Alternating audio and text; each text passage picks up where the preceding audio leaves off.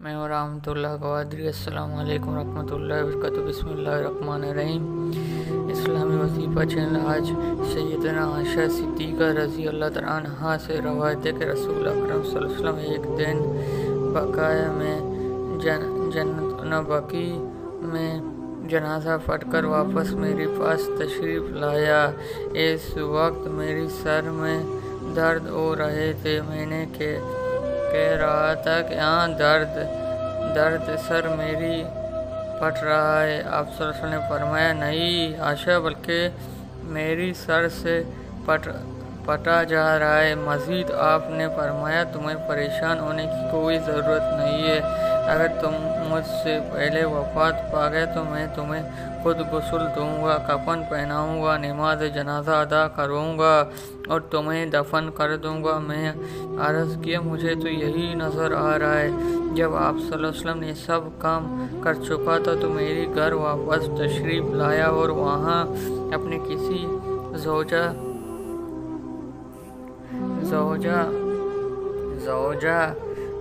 کے ساتھ صحبت فرمایا کہ اس پر رسول اکرم سے مسکرا پڑا۔ پھر آپ صلی اللہ علیہ وسلم کے اس کے علامت کا ابتدا ہوا، جس میں آپ صلی اللہ علیہ وسلم دنیا فانی سے رخصت ہوا۔ صالح بن قیس نے ان سے اختلاف کیا۔ انہوں نے اس روایت کو قرآن آیت سیدنا عائشہ رضی اللہ عنہا سے روایت ہے کہ جس دن رسول اکرم کی علامت ابتدا آپ صلی اللہ علیہ وسلم میری یہاں تشریف لائے، میں نے عرض کی، درد سر میری پر آپ نے بطور مزید فرمایا کہ میری خواہش ہے کہ جو ہوتے وہ میری زندگی میں ہو جاتا ہے، میں تمہیں اچھی طرح دفن کر دوں گا۔ پھر عرض کیا کہ محترم کے ساتھ صحبت فرمایا۔ نبی اکرم صلی اللہ علیہ وسلم نے فرمایا، درد سر میری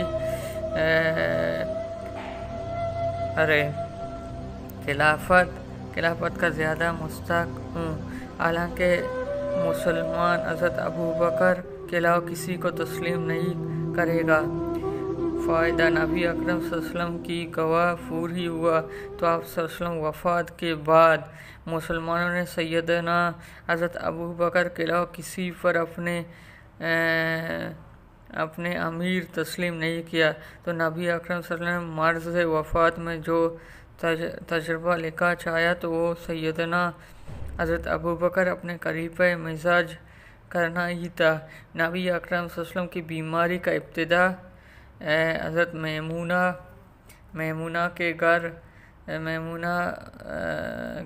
رضی اللہ عنہا کے گھر سے ہوا۔ یہی صحیح حدیث سے ثابت ہے۔ جس روایت کا مذکور آپ صلی اللہ علیہ وسلم بیمار کی ابتدا جنت النبوی سے ہوا، اور نبی اکرم صلی اللہ علیہ وسلم رات کے ایک حصہ مجھے بلا کر فرمایا، اے ابو، مجھے اہل باقی کی دعا مغفرت کرنے کی حکم دیا گیا ہے، تم میری ساتھ چلو۔ چنانچہ میں آپ کے ساتھ چلا۔ نبی اکرم صلی اللہ علیہ وسلم قبرستان کے درمیان پہنچ کر فرمایا، اے قبرستان والوں، تم پر سلام، تمہیں مبارک ہو جس حال تم ہو اور جس حال میں باقی لوگ ہیں۔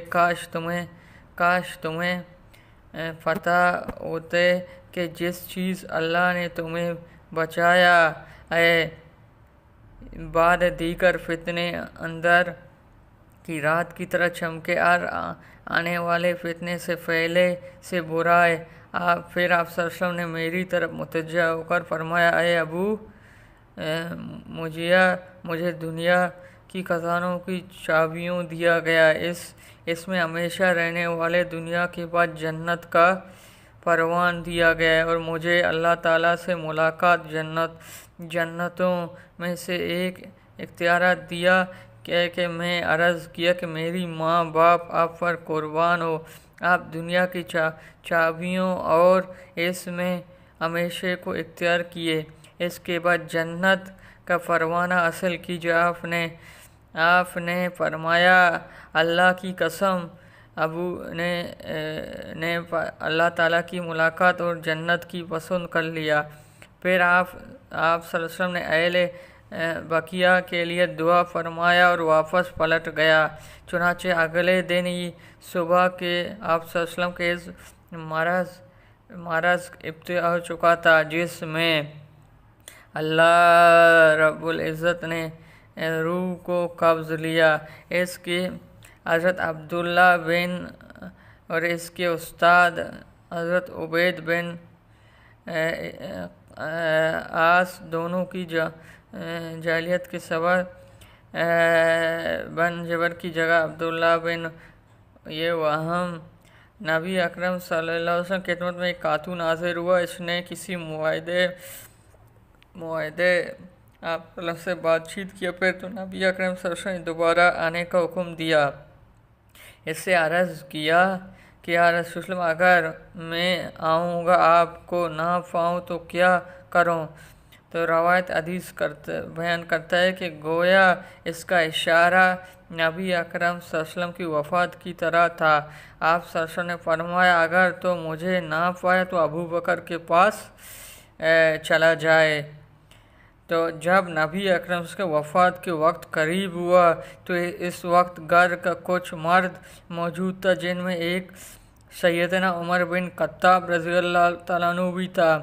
آپ صلی اللہ علیہ وسلم نے فرمایا تم میری پاس کاغذ و قلم لاؤ، میں تمہیں ایک تجربہ لکھ دوں گا جس کے بعد تم ہرگز گمراہ نہ ہوگے۔ سیدنا عمر رضی اللہ تعالیٰ نے کہا کہ رسول اللہ علیہ وسلم تکلیف کے غلبہ اور تمہاری پاس قرآن موجود ہے، لہذا ہمیں اللہ کی کتاب کا ہی کافی ہے۔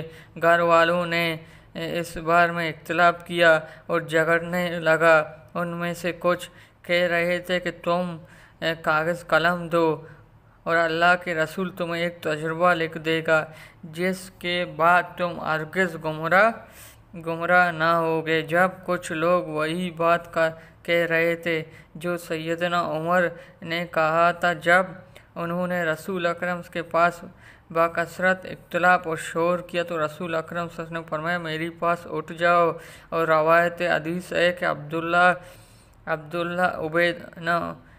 عبید اللہ کہتا ہے کہ سیدنا عبداللہ بن عباس کہا کرتے تھے کہ یہ ساری مصیبت اور اختلاف شور بنا تھا جو رسول اکرم صلی اللہ علیہ وسلم آپ کی لکھنے کے درمیان معاہدہ ہوا۔ ایک روایت ہے کہ میری پاس چوڑی اور روایت پختہ روایت لایا، میں تمہیں ایک تجربہ لکھنا دیتا ہوں، اس کے بعد تم کبھی گمراہ نہ ہو سکے۔ انہوں نے کہا کہ اللہ کے رسول بیمار ہے، وجہ اس کی طرح بات کر رہے۔ بعض لوگوں نے کہنے لگا کہ سیدنا علی رضی اللہ عنہ خلافت و داماد کے اول اخیر تھا، تو نبی اکرم صلی اللہ علیہ وسلم خلافت و امانت لکھ کر دینا چاہتا، لیکن سیدنا عمر نے لکھنے نہیں دیا۔ ہم کہتا ہے کہ آپ اس مسلم اور حدیث کا غور کریں، اس میں اس بات کا کہیں ذکر نہیں ہے۔ آپ صلی اللہ علیہ وسلم حضرت علی کی خلافت اور داماد کر دینا چاہیا تھا، جیسے کہ اہل سنت مشہور یہ حدیث ان حدیثوں میں سے ہے جن سے اہل بدعت اور شیعہ وغیرہ میں بعض ذہن لوگ وہم کیا ہے۔ ان میں سے ہر شخص یہ دعویٰ کرتا ہے کہ آپ صلی اللہ علیہ وسلم نے یہ کتاب میں وہ چیز لکھنا چاہیا جس کے بیک دعویٰ کرتا ہے، یعنی حکم چھوڑ دیتے۔ اہل سنت کا مشہودہ چھوڑنے راحت علم والے یہی طریقہ ہے جیسے اللہ تعالیٰ نے قرآن مجید میں ان کی فرمایا یہ وہی جگہ ہے جہاں اکثر گمراہ لوگ کی قدم پیر اہل سنت کا تو مذہب تو یہی حق پیروی کرتا ہے، اس کے ساتھ گھومتے۔ جس چیز کو لکھنا آپ صلی اللہ علیہ وسلم نے ارادہ فرمایا کہ صحیح حدیث کے معنی مطلب یہ ہے کہ اگر یہ تسلیم کر بھی لیا جائے تو نبی اکرم صلی اللہ علیہ وسلم کی خلافت کا داماد لکھنا چاہتے تو یہ سوال کسی کی خلافت لکھنا چاہتے صحیح حدیث کی اس حقیقت کو یہی شکار سیدنا عائشہ صدیقہ رضی اللہ تعالیٰ عنہ جب نبی اکرم سے مرض الموت میں تھا تو فرمایا میرے پاس ابو بکر ان کے بیٹوں کو بلاؤ اور وہ لکھ لیتے۔ ابو بکر خلافت میں کوئی آدمی لالچ اور خواہش نہ کر سکا۔ پھر 2 مرتبہ پھر فرمایا مسلمانوں اس بات کا کسی خلافت کو تسلیم نہیں کرے گا۔ ایک مرتبہ روایت مومن کا الفاظ بیان ہے کہ سیدنا عائشہ صدیقہ رضی اللہ فرمایا چنانچہ اللہ تعالیٰ نے مسلمانوں میری باپ کا علاوہ کسی کو تسلیم نہیں کیا ہے۔ ایک مرتبہ معلت روایت یہ بھی الفاظ بیان کیا چنانچہ مومنوں نے میری باپ کے علاوہ کسی کو تسلیم نہیں کیا۔ نبی اکرم صلی اللہ علیہ وسلم کے مراد میری باپ ہی تھا۔ سیدنا عائشہ صدیقہ رضی اللہ عنہ روایت کی نبی اکرم نے مجھے مرض الموت سے بیان حضرت عائشہ صدیقہ رضی اللہ تعالیٰ عنہ بیان کرتے کہ رسول اکرم صلی اللہ علیہ وسلم مرض الموت میں فرمایا کہ میں ارادہ کیا کہ حضرت ابو بکر ان کی بیٹوں کی طرح پیغام اور خلافت کی وصیت کروں تاکہ کہنے والے یہ نہ کہہ سکے کہ تمنا کرنے والا نے تمنا کیا۔ یہ حدیث مبارک تو بتا دیا ہے کہ نبی اکرم صلی اللہ علیہ وسلم سیدنا حضرت ابو بکر کے خلافت لکھنے کا ارادہ فرمایا تھا، پھر ابتدائی ارادہ ترک کر دیا۔ اس لیے جب خلافت کے لیے سیدنا حضرت ابو بکر علاوہ کسی کا نام آیا تو اللہ تعالیٰ نے مومنوں کو کر دیا کہ یاد رہے دین کی حفاظت کا ذمہ داری اللہ نے لے لیا۔ یہ کیسی ممکن ہے کہ خلافت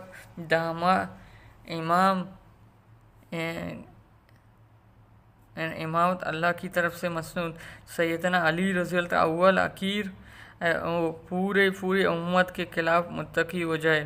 عقل یہ کہتا ہے کہ اس پر کہ سہارا یہ سیدنا حضرت علی رضی اپنے پوری زندگی اس بات کو کبھی اظہار نہیں کیا کہ میں خلیفہ بلا افسر ہوں، لیکن مجھے میری حق سے محروم کر دیا گیا۔ کوئی دلیل ہے تو پیش کیا جا سکتا ہے۔ مانے کہ سیدنا اپنے حق کے لیے اعلان جنگ نہیں کیا، امام ایک ہی نیا آزمائش میں مبتلا نہیں کرنا چاہا، لیکن اپنے دور خلافت میں اس بات کی اظہار میں رکاوٹ تھا۔ سیدنا عبداللہ بن عباس نے جنہوں نے پریشان کا اظہار بھی کیا تو ان سے یہ کہنا ثابت نہیں کہ حضرت علی رضی اللہ زیادہ ہوں یا نبی اکرم سے خلافت لکھنا چاہا۔